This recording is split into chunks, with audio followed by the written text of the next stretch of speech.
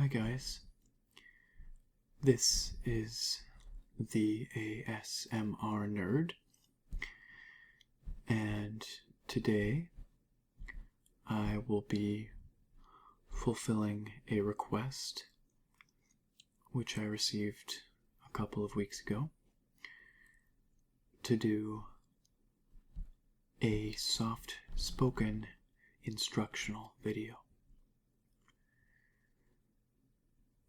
And to that end, I will be cleaning an NES game today. Not just any NES game, but the original Dragon Warrior. I picked this up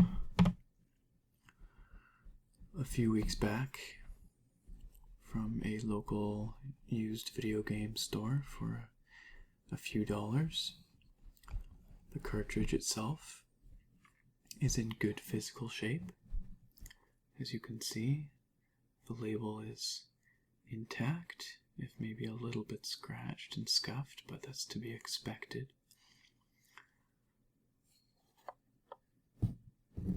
The back's in good shape.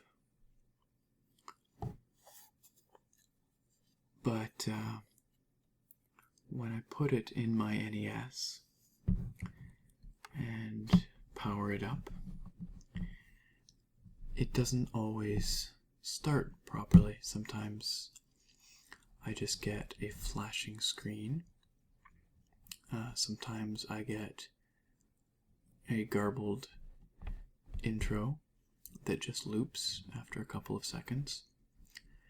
And this is fairly typical of old NES games. And usually this happens because the contacts, which are in the bottom of the cartridge, can't really see them here, but they're right along the PCB, the metal contacts, they get dirty and grimy over the years, many years. With this particular cartridge, it's been, 27 years this month, actually. Dragon Warrior came out in May of 1986. So, that's a long time for dirt and grime and corrosion to build up on those contacts. And as a matter of fact, compounding the issue, it's sort of folk knowledge that if your NES game doesn't work, you blow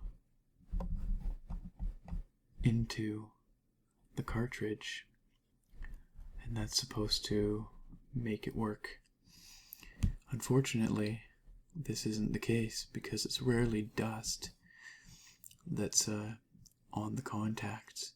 In fact, blowing into the cartridge can be harmful because the acidity and the moisture in your breath can actually accelerate corrosion on the contact pins.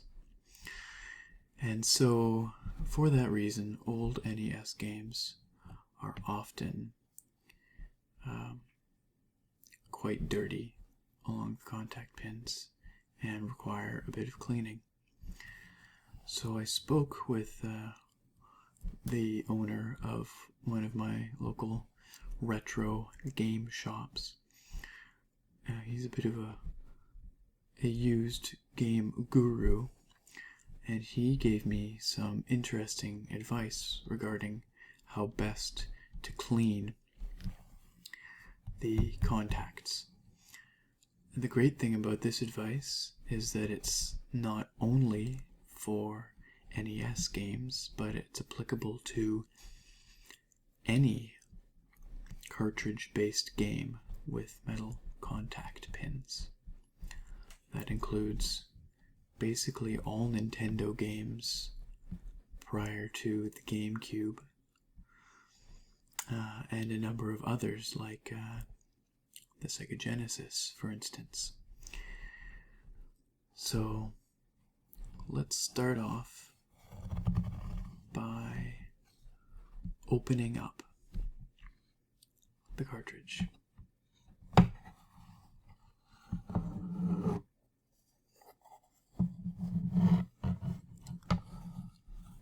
Accessing the inside of the cartridge is easy enough if you have the right tools. I have this security bit that I picked up a little while ago and I used in my Game Boy cartridge battery replacement video. It's got a little sort of star-shaped socket head that should fit just perfectly into these recessed NES game screw holes. So let's do that. I mentioned it in my cartridge battery replacement video, but you can pick up these security bits for about $4 online plus shipping. There may be other ways to get these screws out. I've read some suggestions online, but truly for the cost, I'd rather just have the right tool for the job. I get a fair bit of use out of it.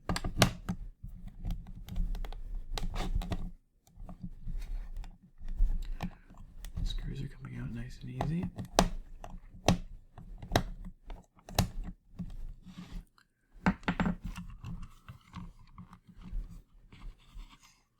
So the Game Boy cartridge has a sliding mechanism where you slide the lid or the back this way and then lift it up. The NES cartridges are a little bit different in that they have, if you can see here, a little latching mechanism. Sort of hard to see right there.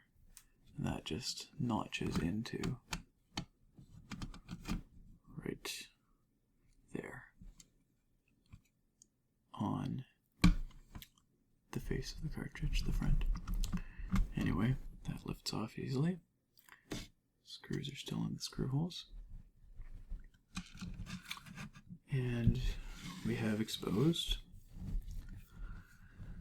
the circuit board, the PCB.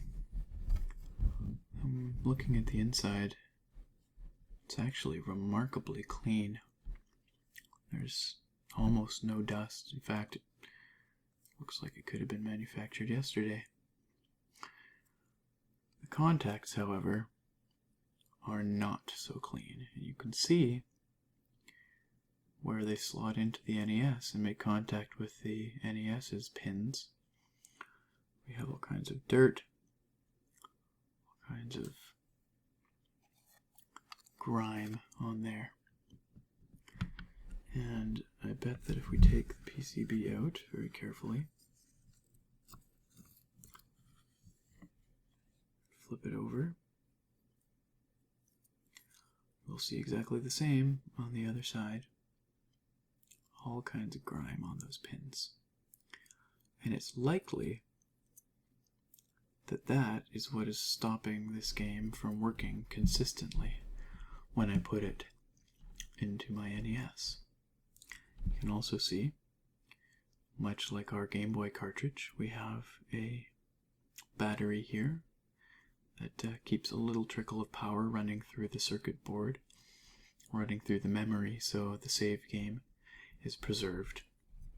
Now I have tried this cartridge out, and when I got it to work, I did see that there were save games still on it, so our battery is still good, at least for a while more, and I won't be replacing that today.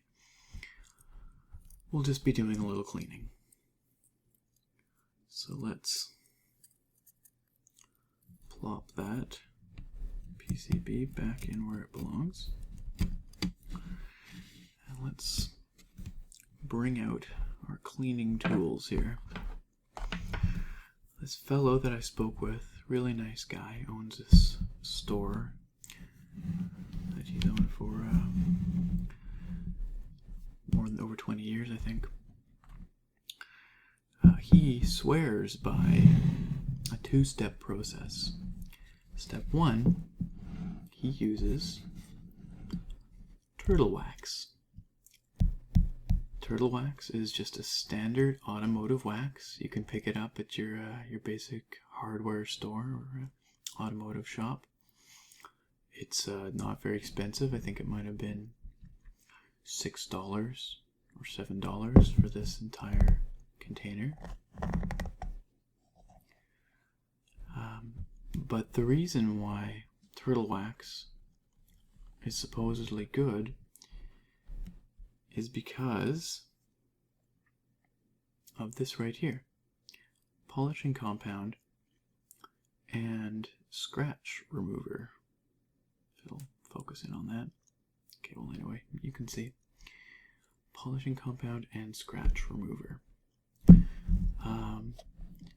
Turtle wax is meant to be used on cars and is supposed to very gently restore the shine to the paint job of a vehicle, and in doing so remove tiny scratches. And apparently that makes it very good at removing this top layer of grime and dirt that's on the contacts.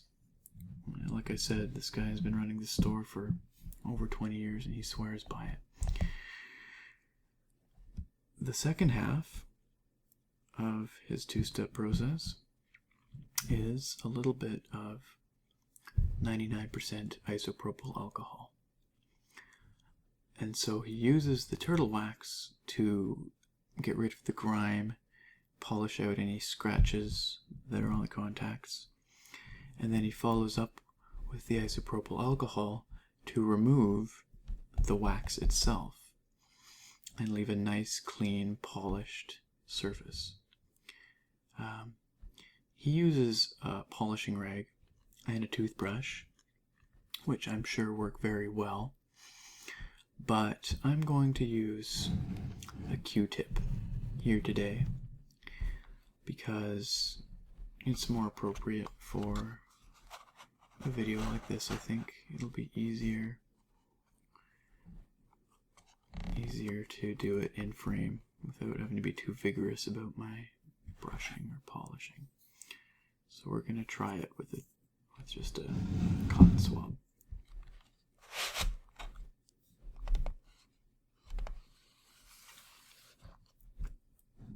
So switch spots here. Step 1 is the turtle wax.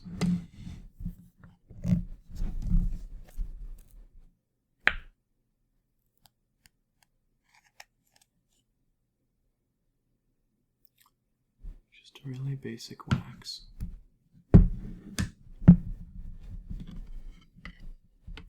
I imagine this would work with other kinds of car wax as well and other brands. Turtle wax is just one of many brands available. It's the one that he recommended, but so let's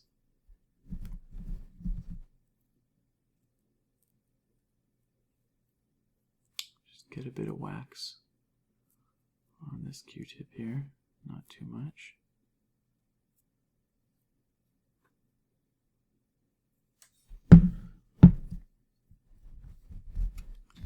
Being careful not to touch too many of the solder points on the board here.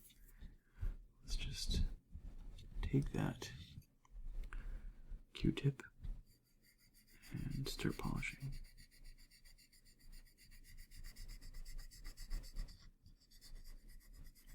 And look at all that dirt coming off.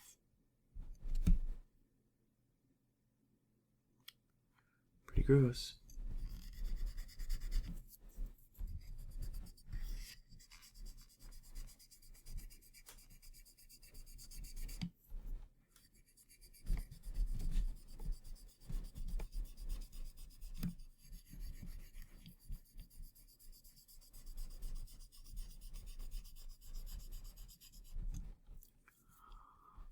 around, grab a little bit more.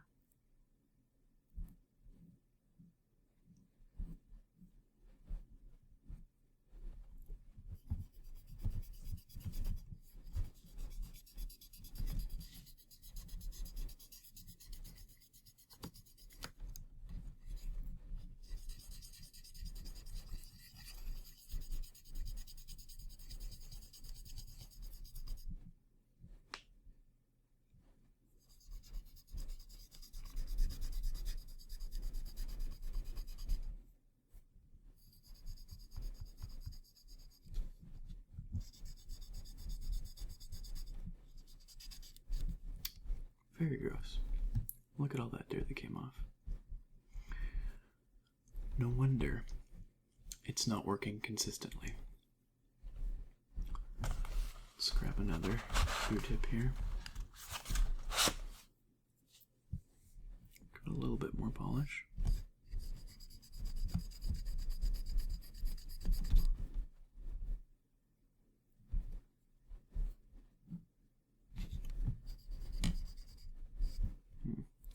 Don't want too much on there. You're just polishing, you're not slathering.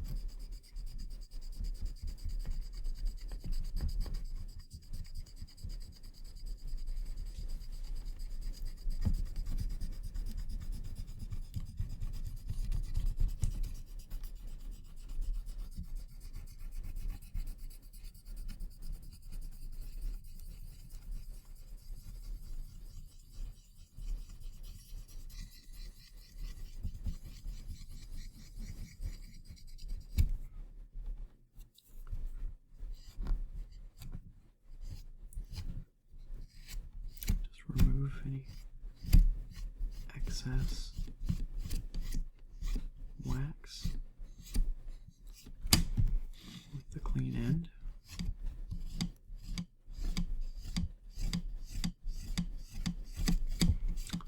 And before this stuff dries,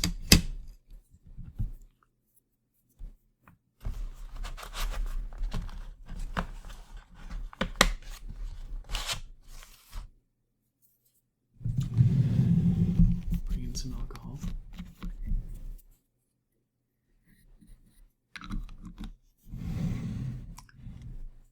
99% isopropyl is apparently important. And remove that wax. You can see that the alcohol is drying up really fast. You can watch it evaporate as I go. And that's because it's 99% isopropyl. Very little water in the mixture, and pure alcohol evaporates really quickly. And that's exactly what we want. So watch it all dry up right away. Still getting some dirt on there.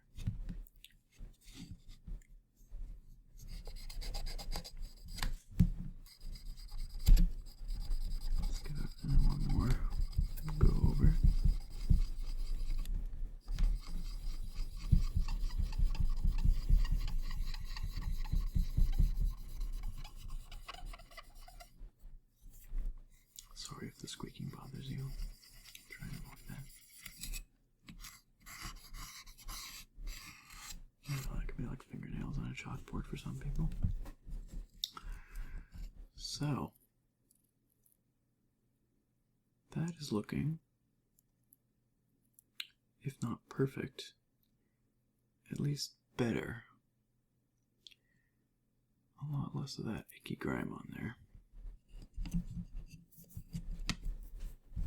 So let's flip it over.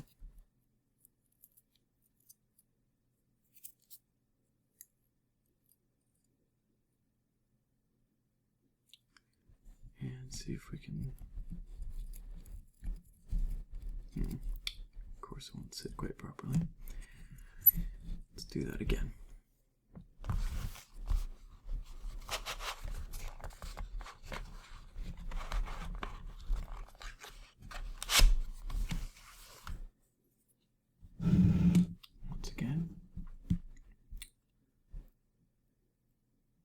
Grab just a little wax. And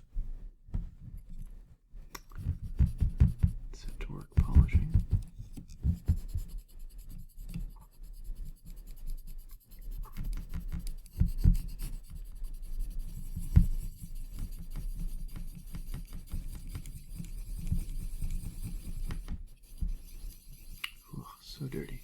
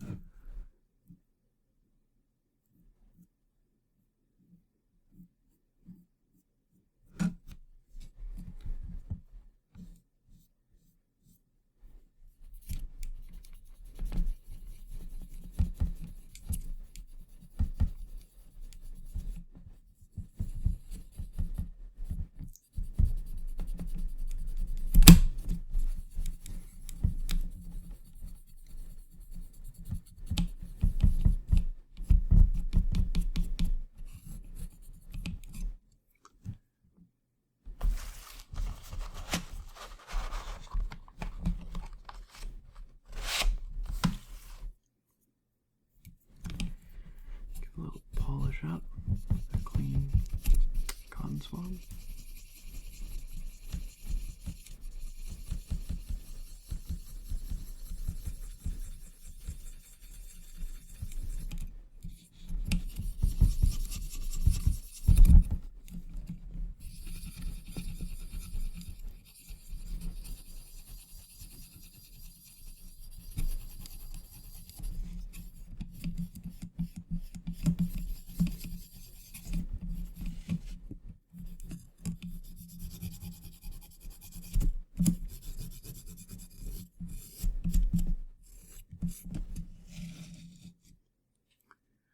And last but not least, try and get all that wax material off. A little bit of 99% isopropyl alcohol.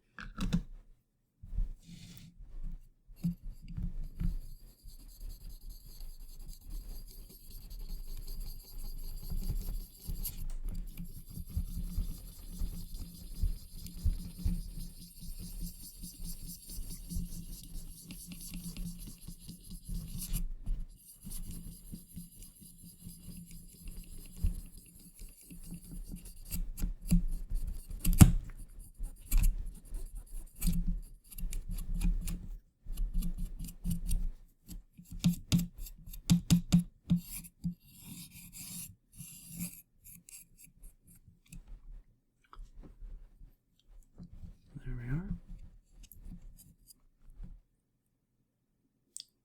Looking a lot better. Fingers crossed that it makes an appreciable difference in how consistently this game will start. So we just drop the PCB back in where it belongs. Nice and secure in there. Take our back piece. Slide in those two tabs at the top first. Excuse me. There. And just drop it back in place. Screw it all back together nice and securely using our appropriately named security bit.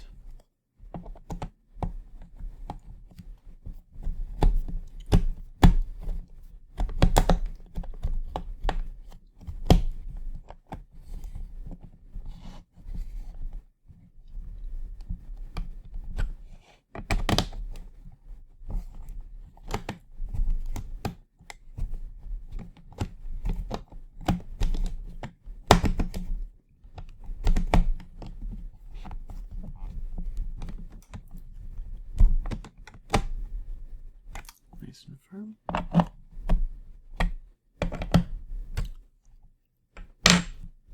And there we have it. Our ostensibly clean and fully functional Dragon Warrior NES cartridge. There's only one way to find out if it actually worked, and that is to go test it. Let's see how it works.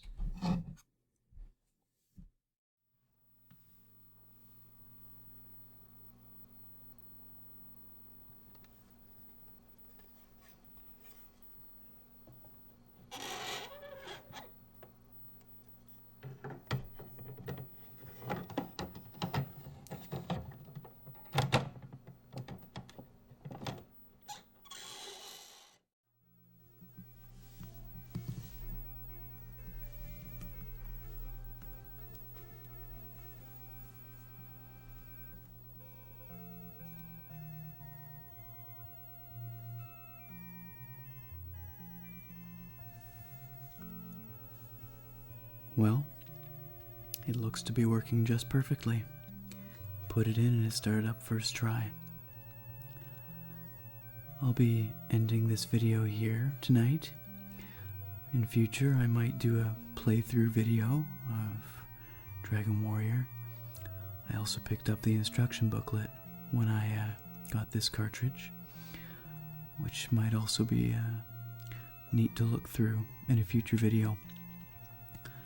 But for now, I'm going to say thank you very much for watching, and as always, I look forward to seeing you next time.